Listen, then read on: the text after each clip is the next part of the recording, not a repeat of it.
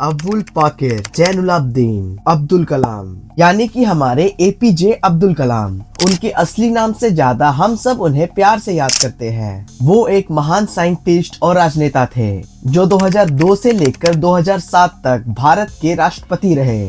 इनका जन्म 15 अक्टूबर 1931 में तमिलनाडु के रामेश्वरम में हुआ था। उस समय उनके परिवार की आर्थिक स्थिति काफी ज्यादा खराब थी, लेकिन उन्होंने हर मुश्किल को मुस्कुराहट के साथ सह लिया। उनके शुरुआत के दिनों में वो न्यूज़पेपर बेचकर अपने घर का खर्चा चलाते थे। उनके सपनों की शुरुआत हुई रामेश्वरम की गलियों से, लेकिन उस सफर में उन्होंने कभी भी हार नहीं मानी। एपीजे अब्दुल कलाम एक एवरेज स्टूडेंट थे, लेकिन उनका प्यार मैथ और साइंस की तरफ था, जो उन्हें आगे बढ़ाने में काफी ज्यादा मददगार साबित हुआ। उन्होंने अपनी ग्रेजुएशन की पढ़ाई सेंट जोसेफ कॉलेज तिरुचिरापल्ली से की और वहां से उनका सफर शुरू हुआ।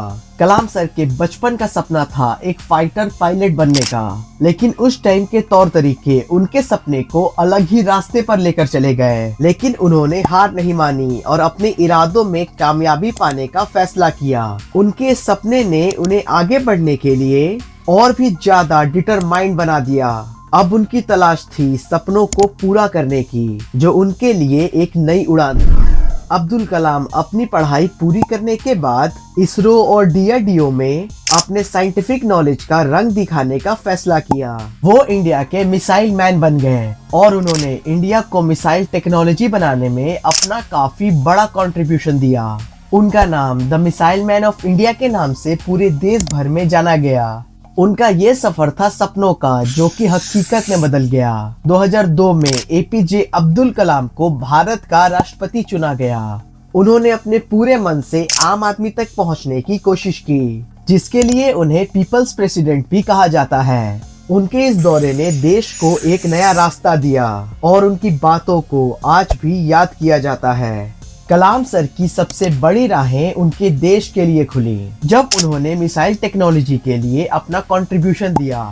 उन्होंने पोखरण 2 न्यूक्लियर टेस्ट में भी काफी इम्पोर्टेंट रोल प्ले किया था। राष्ट्रपति के रूप में एपीजे अब्दुल कलाम ने देश को नई ऊंचाइयों तक पहुंचाने का संकल्प लिया। उन्होंने अपने नॉलेज और एक्सपीरियंस का इस्तेमाल करके देश को आगे बढ़ाने में अपना कंट्रीब्यूशन दिया। राष्ट्रपति के टेन्योर के पूरा होने के बाद भी कलाम सर ने अपने फेवरेट काम में ही अपना मन लगाया और शिक्षा में योगदान। उन्होंने कई यूनिवर्सिटी में एज अ प्रोफेसर उन्होंने अपना नॉलेज बांटा है। उनका एक अनोखा अंदाज था जिससे स्टूडेंट उनकी बातों को आसानी से समझ जाते थे। उन्होंने अपनी समझदारी और ज्ञान से भरे लेक्चर्स के जरिए स्टूडेंट्स को एक नई सोच दी।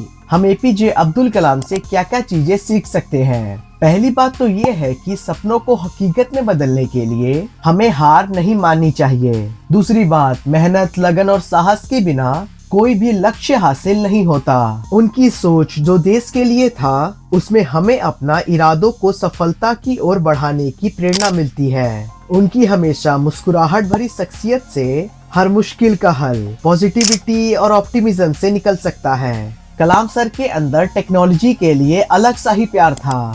वो हमेशा कहते थे, टेक्नोलॉजी का सही इस्तेमाल करके हम अपने देश को नई ऊंचाइयों तक पहुंचा सकते हैं। कलाम सर का एक मूल मंत्र था, असफलता का मूल्य चुकाना पड़ता है, लेकिन सफलता का एक्सपीरियंस बहुत ही बड़ा होता है। उन्होंने हमेशा से ये सिखाया है कि सपनों को पूरा करने के लिए मेहनत और लगन की जरूरत होती है। वो हर चुनौती को एक नई अपॉर्चुनिटी के रूप में देखते थे। उन्होंने बच्चों और यंगस्टर्स को अपने इरादों का पीछा करने में ही सच्ची खुशी मिलती है। एपीजे अब्दुल कलाम को भारत रत्न दिया गया और उन्हें कई और भी सम्मान मिले।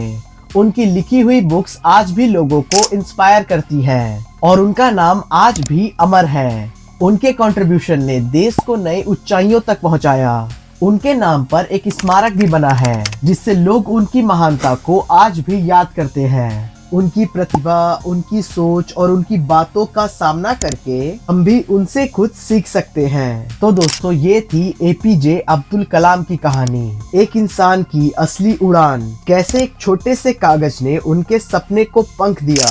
हमारे देश को उनकी जरूरत है, उनकी तरह सोचने की जरूरत है। ऐसे ही और इन्फॉर्मेटिव वीडियोस देखने के लिए हमारे चैनल को सब्सक्राइब करें और बेल आइकन को दबाना बिल्कुल भी ना भूलें। तो मिलते हैं नेक्स्ट वीडियो में, तब तक के लिए नमस्ते।